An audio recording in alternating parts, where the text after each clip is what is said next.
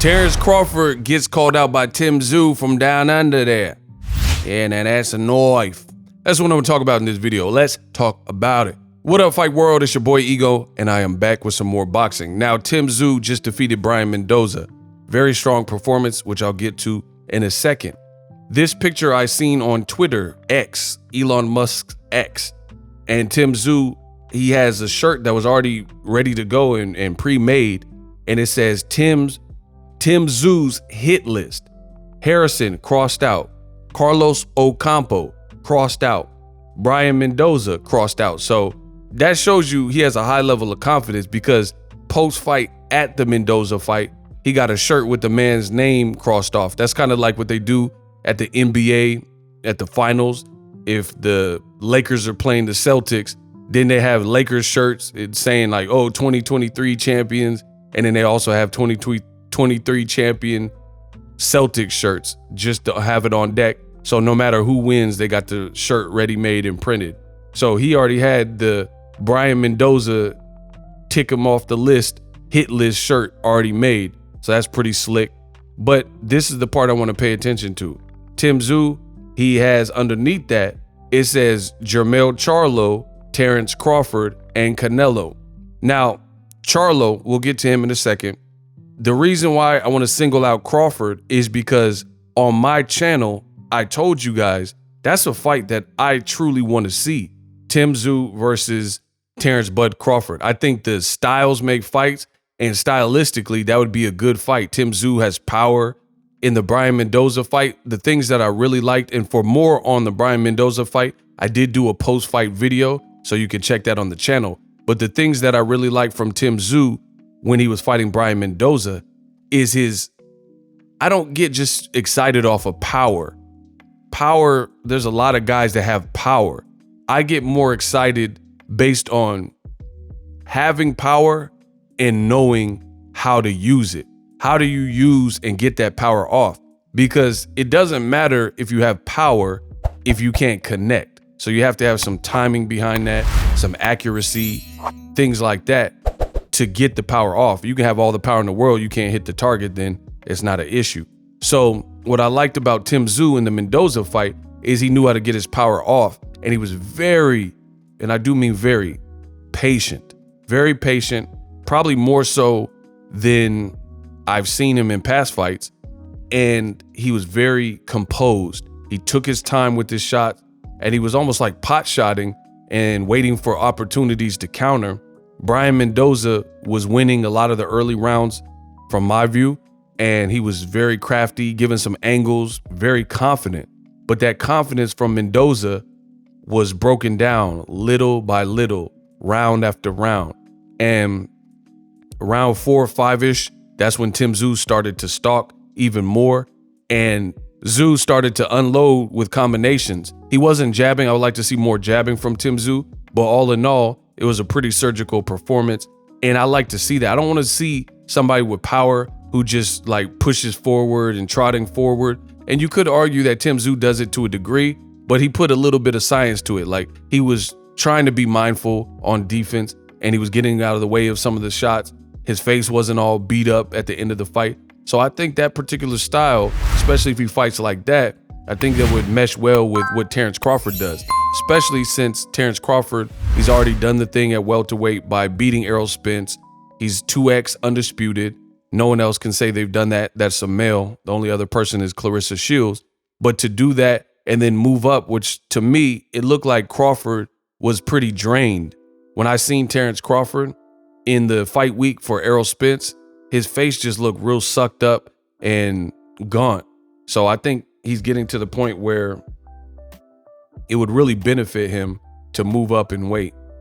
So to move up and fight a guy who just became WBO champion, even though I guess you could say he's an email champ. That's what they said to Devin Haney and Jermall Charlo.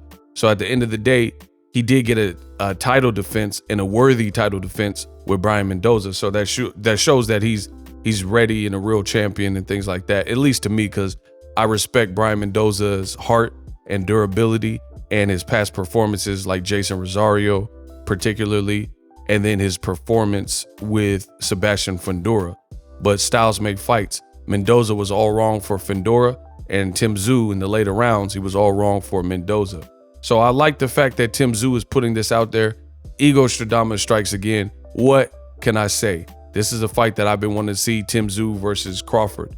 Now, as far as the Tim Tszyu hit list, he did have some other names, Jermell Charlo and Canelo, in addition to Crawford.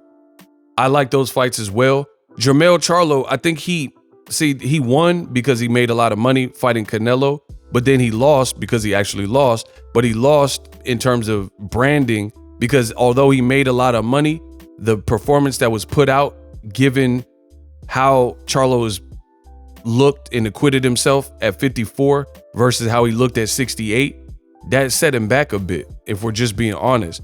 When people think of the Charlo brothers, they think of like, you know, aggression and lions only and things like that. And based on the performance versus Canelo, we didn't really get that side of Charlo. I think he realized pretty quickly in there with the bigger Canelo that weight classes exist for a reason. And he almost seemed gun shy for the whole fight and a bit in survival mode. So I don't know. Like, I really feel like he didn't do himself any favors with taking the Canelo fight under the circumstances, moving up 14 pounds. Now, if you would have asked me before he did that move with Canelo, if I would pick Jermell Charlo to beat Tim Tszyu, it would be like, absolutely. But the thing with boxing that I realized is styles make fights, which we all know, but timing is everything. And based on the timing, Tim Tszyu looked very good. Like Tim Tszyu has, if anything, from when I watched him in his American debut with Terrell Goucher, an Olympian, he's improved since that fight. If you look at Tim Tszyu and Terrell Goucher, that was a pretty difficult fight. He got dropped in the first round versus his performance with Tony Harrison, his performance first round knockout with Ocampo, his fight with Brian Mendoza.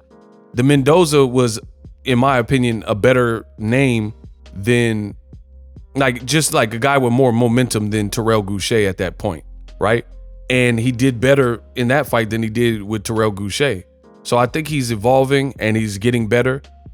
And now Charlo is coming off of his second pro loss to Canelo, and it was one-sided. Plus, he made a lot of money. So the timing makes that fight very interesting as well for Charlo and Tim Tszyu, because Tim Tszyu definitely has the momentum. Again, if you would have asked me before, I would have easily said Jermell Charlo, but now there's a bit of an X factor given how Tim Tszyu has the momentum and Charlo, based on his last performance. Boxing is a what have you done for me lately sport. And based on that last performance, that's what we have to judge him off of. So there was some regression in the Canelo fight. Now, it could just be because it was a bridge too far and it was 14 pounds outside of where he normally fights. But at the end of the day, that's what people are looking at. So I do think the fight with Crawford is a great one. Also, the Charlo fight. And that would be for Undisputed at the moment. As far as Tim Tszyu calling out Canelo, everybody wants to fight Canelo. I don't really see Canelo taking him in a recent fight, so I didn't really want to spend too much time talking about that. Let me know what you guys think of Tim Tszyu's hit list. Definitely fan-friendly style that Tim Tszyu has, and I like his demeanor towards trying to fight everybody. You got to give that credit. It's just like his dad. He's willing to fight Julio Cesar Chavez, Zab Judah, no matter what your style is. You got to respect that. Drop your thoughts in the comment section. Check out some of my other videos. Subscribe. It's free, and I'm out. Introducing Super Thanks. Right here on the official Boxingego YouTube. Super Thanks allows you, the viewers, to show a little bit of extra gratitude, which enables me as a full-time content creator to push out the content you need in the world of boxing. Underneath all the videos, you will see a heart with the $sign in it. You can enter any amount that you find suitable as a super thanks. A brand new interactive and colorful way to get your comments highlighted and noticed by not only myself, but other people on the YouTube platform. Super thanks, a unique and cool way to show and applaud us full-time content creators. Hopefully you guys enjoy the content. Super thanks. The future is now. The Hibernation 5s by Kenichi Bear. Hybrid gaming and lifestyle headphones. Out of the box, you can connect to any console or PC. Bluetooth ready with a low latency USB adapter, color RGB, and extreme bass mode. The Hibernation 5s adjust to you. Whether you needed gaming, travel, gym, or lifestyle headphones, the Hibernations got you covered. The new Hibernation 5s, link in the description, customize the way you hear the world. Welcome to the nation. Are you tired of your YouTube videos not getting any views? Well, consider TubeBuddy. I've used TubeBuddy for years to scale up my YouTube channel. Now we're sitting over 200,000 subscribers. TubeBuddy is a browser extension that offers a ton of built-in productivity and time-saving services to take your channel to the next level. Use my link in the description to get started with TubeBuddy and level up your channel faster. We working.